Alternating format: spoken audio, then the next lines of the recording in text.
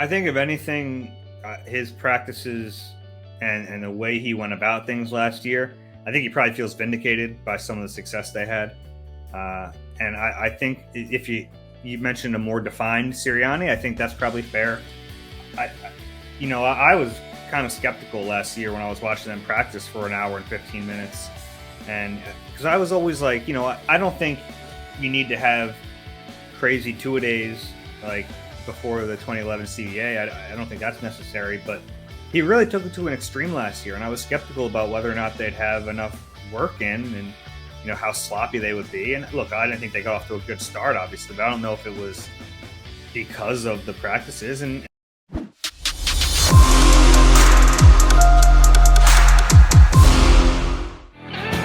Mac guys on Birds 365. We bring in one of our favorite Eagle correspondents. He covers the team for NBC Sports Philadelphia. I saw his smiling face on my TV this morning, hanging out with our buddy Barrett Brooks as the Eagles' top 25 rundown from NBC Sports Philadelphia is being gone through, not only on the website, but on their TV outlet as well. Zangaro, you look good on TV this morning. Good job out of you. Oh, thank you. I appreciate that. Yeah, you look better than me and Jody on TV. So Not you saying got that going for you. You got that going for you, Dave. So the most impactful Eagles, Sports Illustrated, I do think it's different. We're doing the best pure football Eagles. So I want to talk about most impactful, Dave, because I think it's different. I think they're different things. They are, and you'll see that when we get to number one on my list. Yes.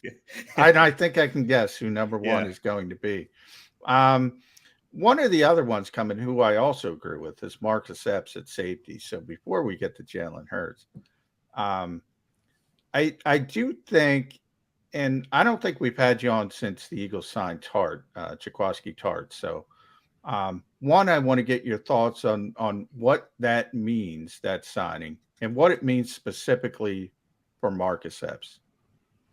Yeah, I mean, first off, like the overall signing, it gives them depth there. And they you can talk about they need another starter, but they need depth bad at that spot. You're talking about, their backup safeties were Kayvon Wallace and Andre Sachare and Jared Maiden. I mean, they needed help there. So bringing in Tartt, at least from a depth perspective, easy. I mean, that'll help them out quite a bit. I don't think he's going to come in and just be a starter. I think he can push for a starting job. I think he can push for some playing time in the rotation. But I look at, when they had just Harris and Epps, if you had to ask me which one of those guys is going to lose playing time if Tartt plays, it's probably Harris. I think Epps is just a better player and still has some upside, whereas I think Harris is kind of maxed out at this point in his career. Epps is still young. They think there's something there, and I don't know if they're wrong about that. I think there might be something there too. And it depends on what goes on in the front seven. We always debate whether the back seven is more affected by the front four or the front seven is affected more by the back four. Which way do you think that's going to play in Gannon's defense this year? Do you think he'll use his safeties differently because he's going to use his front seven differently, or he'll use his front seven differently because he's going to play the back seven a little bit different? How do you think the safety position will affect Gannon's defense this year with the threesome that they have now who look like are going to be in the rotation? Yeah, I mean, probably not much. I mean, if you're looking for one to have a bigger effect, it's probably the front seven.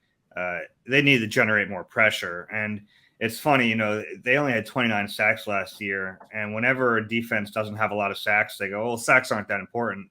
But if they had 50 sacks last year, I mean, I'm sure they'd be talking about it quite a bit. Oh, yeah. And it's not just the sacks. I mean, they didn't get good enough consistent pressure from the front last year. So having Hassan Reddick ought to help that. Having Jordan Davis, even if he's not a great pass rusher, just having a body like that to eat up double teams will help. Because he's going to get double teamed. You can't leave a guy who's that big, one-on-one. So he'll eat some double teams. So they should be a better pass rushing team up front.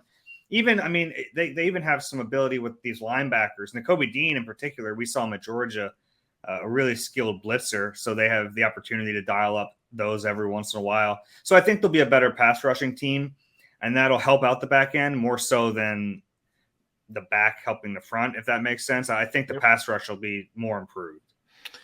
Just to button up the safety talk, Dave, I want to talk about the linebackers in relation to the safeties from this perspective.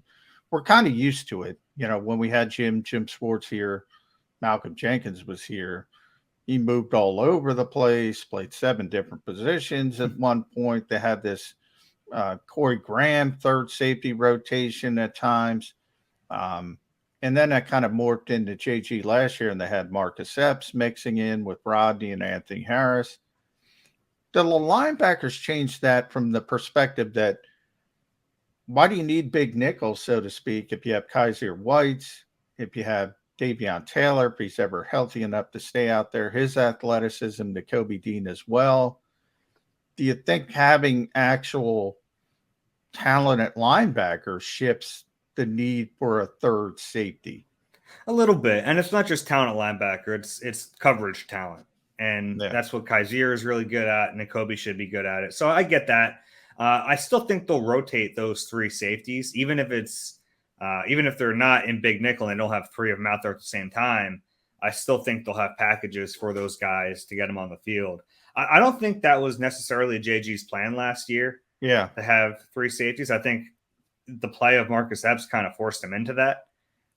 He played well enough where he looked at it and said, how do I keep this guy off the field in favor? He outplayed both of the other safeties last year. So I think Epps kind of forced it on him a little bit last year. And look, if they were out here and they say, all right, these 2 guys, whoever it is, are clearly much better, then I think they wouldn't be opposed to going with 2. But I don't think that's the case. And if I'm looking at it and trying to guess which of the 3 might be the weak link, I think it's pretty close.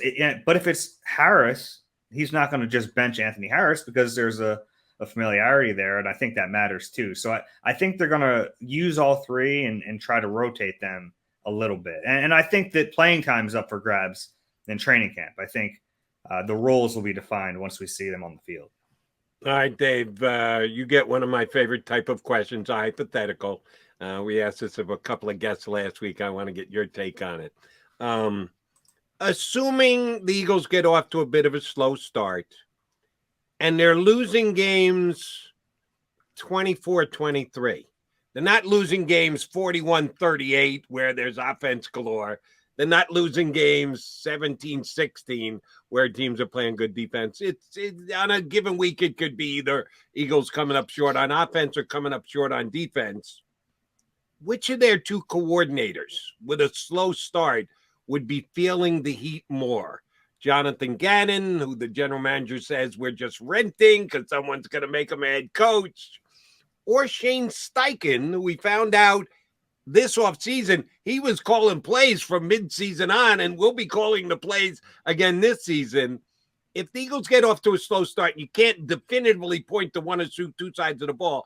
They're both somewhat held accountable for it. Which of the 2 coordinators gets more pressure on them? Gannon, just because he's in charge of that unit where, I guess that what would happen if Steichen really struggles is Nick Sirianni would start calling plays again. He'd lose that responsibility. That's what would happen there. I don't know how long that leash is, but that would be the logical step. With Gannon, it's all on him. True. And we saw last year there were times where Sirianni was visibly frustrated with Gannon and some of his calls and some of his concepts. So I think that would come first if there's a moment where the defense isn't playing well enough. And I think style of play would factor into it.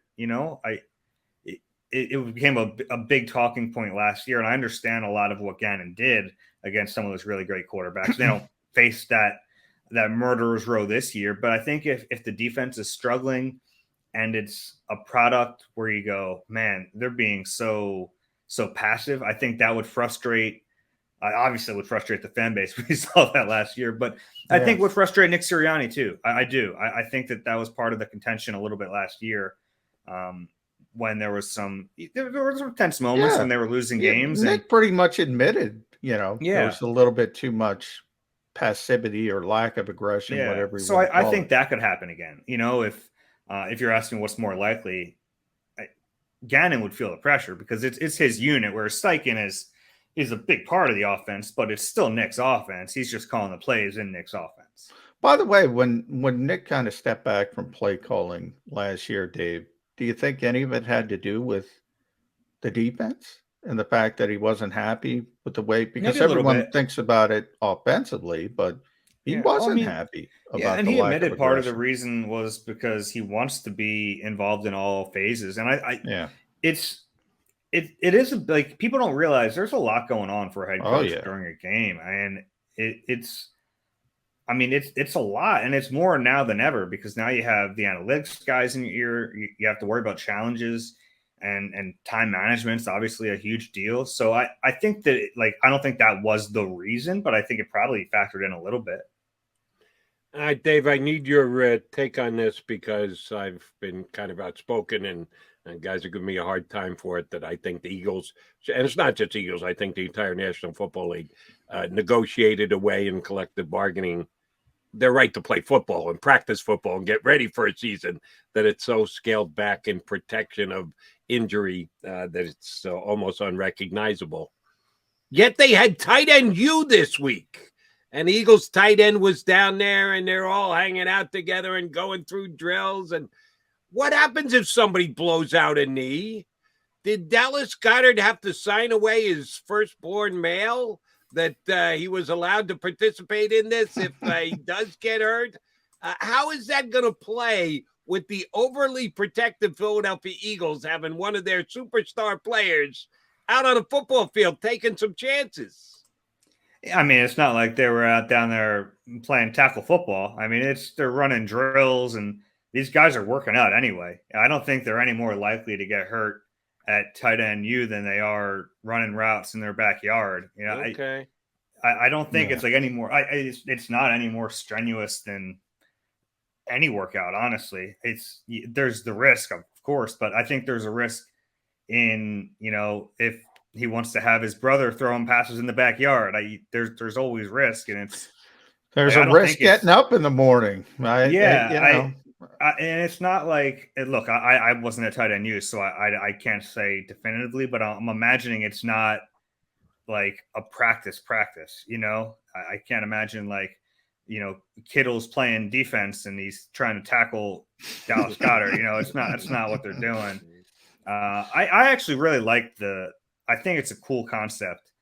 Like the tight end U and O-line masterminds, and Lane does it. Von Miller does it with his pass rushing. The pass rushers. I think it's pretty cool, and it's something that's relatively new in the league, and I find it cool. I get why some old school guys are like, man, why are you giving away the secrets to all these guys? But I think it's cool, and I think it'd be foolish for good players not to go. I agree. But here's my question, Dave. Yeah. They got a pretty strong cutoff point at tight end U. Like, they only invite the good tight ends. I feel bad. Like, if I'm Jack Stoll, I can't get in there. I'm not saying Jack's not and you're good. the guy who could really use it, right? If you're Jack Stoll. Exactly. Yeah, no, that's true. I guess it's like they just want the best of the best to. Yeah, it's a marketing scheme. Maybe it's like maybe it's a a size thing. Like, maybe they don't have enough room. I don't know, their situation. Like, but you're right. It's not. Yeah, Lane, they have like 75. Yeah, I think it's 50. It might have been bigger. No, tight end U. Yeah, I think 85 this weekend. Oh, 85. So it got bigger this year.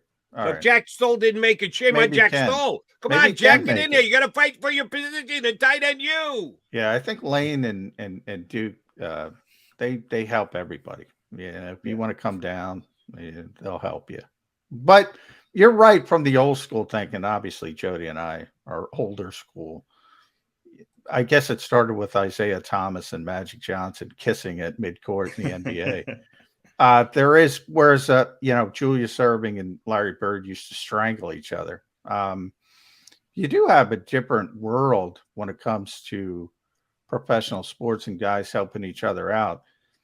I always say about in tight end U, pass rushing camp, offensive line masterminds, I try to get the coaches, you probably noticed, Dave, to admit, like, because I remember talking to Jeff Stoutland about Jordan Mailata, and you might have been there.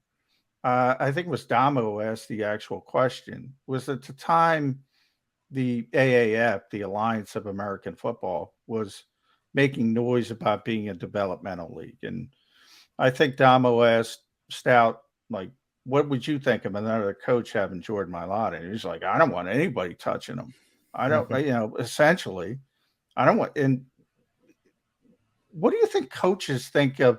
Hey, I do all this work. I do all this work with this guy, technique, fundamentals.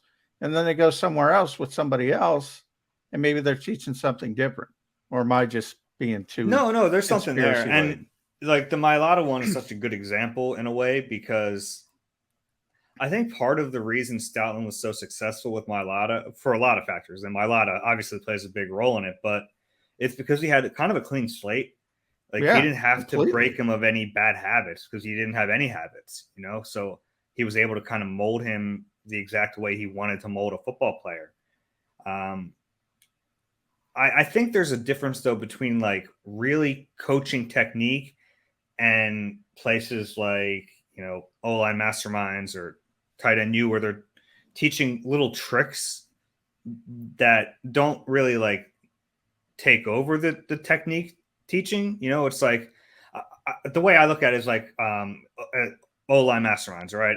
They can talk about, all right, what do you do on this specific type of rush? Say a guy tries to hit you with, this. Oh, this is how I handle it. And I think that's different than like, all right, this is your drop and this is the leverage I want you to have on your. So I think there's an important distinction there between little tricks in the way you play the game versus overall technique. And I think the overall technique is where coaches would get scared, because then you have to worry about them undoing things, potentially forming bad habits. And that's tricky, because bad habits for one coach are not bad habits for another necessarily. So, and it's quarterbacks are always given a ton of leeway, which I always find kind of strange. You have, the Tom Houses of the world coaching quarterbacks, and he's really accomplished, right? And there's a history of success there, but and the quarterback one is always the one to me where I go, man, I don't know if that's always the best idea, but it's worked for a lot of players. So I understand too why coaches are like, all right, well, let's see. But I bet you there's some nervous moments. Brian Johnson waiting for Jalen Hurts to come back. Like, what's this guy going to look like? What's he going to be doing? Yeah. And technically, they're not allowed to go over football in the offseason. So they have to go into it blind if they're following the rules, which, we shall see. All right. So not technically, exactly 30 days from now, Eagle Camp will open up. So I'm going to take you back 330 days ago when Nick Sirianni opened up his first training camp.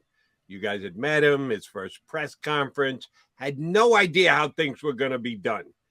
And he laid out his camp, and the Eagles had the season they had. They made the playoffs, got picked off. So be it. What do you think is different here in year two from a head coaching standpoint? Putting together the practice, what he wants to accomplish, how he handles himself and his business. Are we going to see a different Nick Sirianni year two, a slightly more defined Nick Sirianni from year one to year two, camp one to camp two? What do you think will be different, or what do you think will be exactly the same about Sirianni? I think, if anything, his practices and the way he went about things last year, I think he probably feels vindicated by some of the success they had. And I think if you mentioned a more defined Sirianni, I think that's probably fair. I was kind of skeptical last year when I was watching them practice for an hour and 15 minutes. And because I was always like, I don't think you need to have crazy two-a-days like before the 2011 CBA. I don't think that's necessary, but he really took it to an extreme last year. And I was skeptical about whether or not they'd have enough work in and, how sloppy they would be. And look, I didn't think they got off to a good start, obviously, but I don't know if it was because of the practices, and they stayed healthy last year. So I think the health of the team probably vindicated him a little bit. And he's like, all right, well, we did what we wanted to do. We were able to get through this season mostly in one piece. And I think that's not going to change. I think the one, they're having the two joint practice setups again. I don't think they'll ever stop that as long as he's the head coach. They value that so much in comparison to the preseason games, which kind of stinks for fans because, there wasn't much reason to watch the preseason before, and there certainly isn't now. But those joint practices aren't going away. They're going to do them every year. No, I agree with that. Yeah. And, that makes some sense to me because I think it was Doug really more than Nick who kind of explained that, look, if you want to work on red zone stuff, you have to hope it comes up in a game. You can script it and practice. So it always made some sense to me from that standpoint. But I do want to hone down on you saying Nick is vindicated for this reason or feels vindicated. Because I'm still having a hard time buying, Dave, that Nick Sirianni was behind these decisions for the smaller practices and the 6 OTAs. And the guy loves football. I find it very hard to believe Nick Sirianni's the one coming. You know what? I don't want to be out there. I'm cool with it. I think it's an organizational decision. He doesn't have a lot of cachet yet as a young coach. He's getting more, but as a rookie head coach, he had basically none. I think it's an organizational thing more than a Nick Sirianni thing. Maybe. I look back at, and maybe if we're going down this road, you can say the injuries in the Doug era maybe prefaced it because they could have done it to Doug. It's not like Doug he didn't come in here. He came in a lot like Nick. No one wanted him. The Eagles wanted him. So they could have done it then. I guess if the theory then goes, all right, well, even 17, 18, 19, they had all these injuries and Doug had these. But also the Doug practices, as long as they weren't super efficient either. They were on the field for longer, but and maybe it was just such a stark contrast to the Chip era, which was like drill, run around. Then you had Doug, and I was like, man, there's a lot of standing around going on during these practices. So it's the Nick practices are shorter, but they're more efficient than a Doug Peterson practice. I think there's less downtime. And the other thing I like about these practices, and you've noticed this, I'm sure, it's a lot of ones versus ones, twos versus twos. So there's more. The one like Nick hallmark is always competitiveness. There's more competitiveness in these lighter practices because you have ones versus ones every day, which is I can't remember a team that I've covered that had this much top guys against their other top guys. All right. Speaking of competitiveness, a guy who's got to compete for playing time this year is going to be Jalen Reagor. We know the status, first-round draft pick, underachieving, numbers are the numbers, and the like. They go out and get 2 new wide receivers this offseason in A.J. Brown and the coach's favorite player from Indianapolis. I call him the teacher's pet, Zach Pascal. How much pressure is Reagor under? Or could this actually play the other way? That there's no pressure, that he's now kind of buried on the depth chart, and all he has to do is come out and play ball. He doesn't have to worry about it. He doesn't have to sweat it. How is it going to go for Jalen Reagor the first month of camp? How's it going to go? I think that's different than the pressure. I'm at the point now where I think anything you get out of Jalen Reagor is a positive. He's been bad, and I feel like it's like piling on at this point because he knows he's been bad. We all know he's been bad. He's been a complete bust. And he's got to do everything he can to remove that label. And the problem is, like, yes, I think there's less pressure. Last year, he went into the season as the number 2. This year, he's going into the season likely as the number 5. So it's a lot of pressure off his shoulders, but a lot less opportunities too. He's not going to see the field if everything goes to plan, you would hope. If you have Devontae, AJ, and Quez out there, Zach Pascal's your 4. Like, when's Jalen Reagor playing? Is he still maybe you say, all right, you focus on your punt returning duties and you just make him the punt return game. That's it. Yeah. That could be it. And so I think it removes the pressure, but I also think it removes the opportunity to do anything, which for the team is good because he hasn't been a very good player, but for him, that's not a good thing because he's trying to play. He's trying to prove he's not a bust. And I just don't think the opportunity is there right now. And he could have a great training camp and it won't matter. How many great summers is JJ Arthega-Whiteside going to have? He really is a good summer player. Every year you can Really talk is. yourself into it, and you go, I "Oh, mean, there's something there." I mean, people laugh at us, but he really is. Oh, yeah. At D Zangaro NBCS, follow Dave on Twitter. You can read him at NBCSports.com/Philadelphia.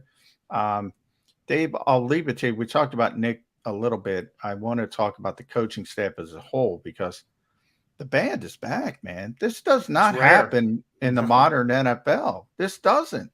And when Jonathan Gannon didn't get the Houston job, and a little bit of interest in Kevin Patullo, I think it was Chicago, Brian Johnson, Green Bay, could have been vice versa. Everybody's back.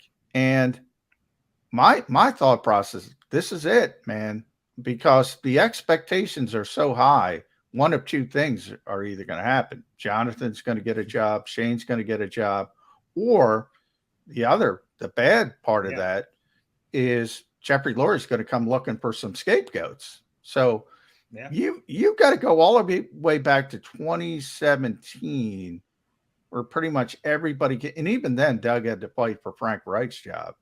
Mm-hmm. This is it for this coaching staff. Back together. And even 2016, they fired Greg Lewis. Yeah, Greg Lewis. After that year. So it wasn't the same. This is rare for an entire coaching staff to be back.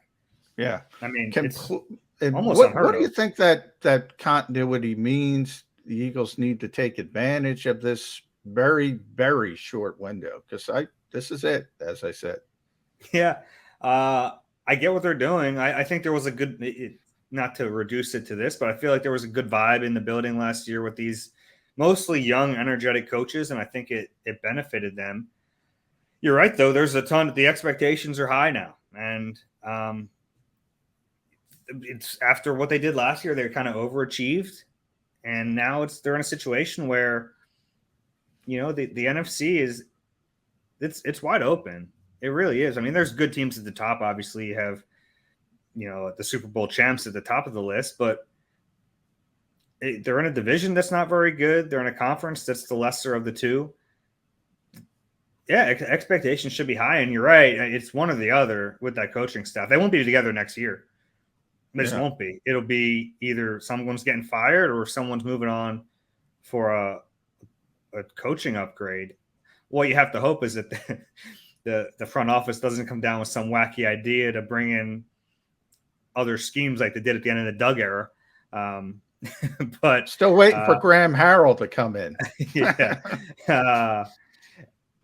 You're right though. That's interesting. I hadn't thought about that, but you're right. The coaching staff right now, there's a ton of pressure on them, and we'll see how this whole unit deals with pressure. It's a lot easier to be the team no one expects to do anything, and you're kind of playing with house money versus people expect you to win. They expect you to compete for the division title. They expect you to make a playoff run, and that's a lot harder. It really is.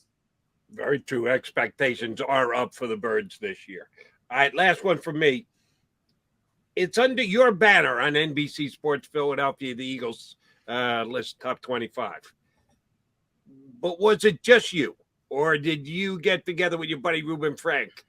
Did Barrett Brooks get a look at the list before it went to print, and you decided exactly the order that you're going to put? No, I didn't. In. How did it play out? It's my list. I did. I passed it by Rube just to say, all right, did I screw anything up royally here? And he said I could quibble with a few spots, but no, I think it's fine. So I went with just my list. That's the best way to do it is to quibble, because McMullen and I quibble every single day. So we appreciate your joining the quibble today. Always great insight whenever you hop aboard. Dave, thanks. Enjoy the next couple of weeks before you get to spend grass time. And then you can quibble with McMullen because he'll be standing right next to you. All right, guys. Take care. Thanks, Our Dave. pleasure. That's Dave Zangaro from NBC Sports Philly. Love the quibble. That's what we do every day here on Birds 3. Got to quibble. You got to quibble, Jody. Makes life interesting. Exactly. And we appreciate those of you who jump on the stream. Our favorite guy, Dominic Dabney, is back, the number one Quitsky Tart fan. Love these guys on the stream. I know we don't reference them much, but I'm gonna. If Joe Krause is listening, we should do a Jaquaski Tart jersey giveaway. Wow, I didn't even think of that. Got to be Yeah. the first one we give away this year, right? Yes. Oh, that Like A.J. Brown guy, just because he's making $25 million. We don't really need the sweat. You might have to get that specially made, though. You're not going to get that off the rack. You might have to get that specially made. You don't think they'll have that mass produced by the time the Eagles get the cap? You I don't do. think they're doing that right now? You don't think they're going to run out of cues for the amount of jerseys that they're going to have to print out for Jaquaski Tart? Yeah. Come on, JM. I think there's going to be more number ones moving than Jaquaski Tart, but who knows? Yeah, the quarterback. We always come back to the quarterback, don't we? All right, we got to come back here on Birds 365. You know what we got to do? Put a bow on the show.